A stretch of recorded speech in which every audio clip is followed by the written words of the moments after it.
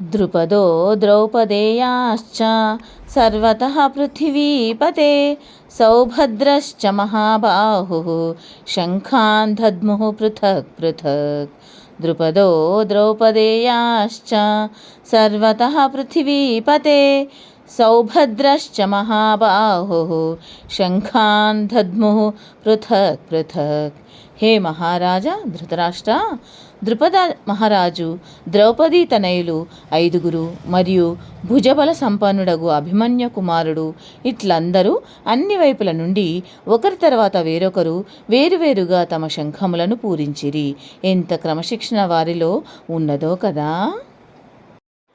సఘోషో ధార్తరాష్ట్రాణం హృదయాని వ్యదారయత్ సభశ్చ పృథివీం చైవ తుములోప్యమునాదయన్.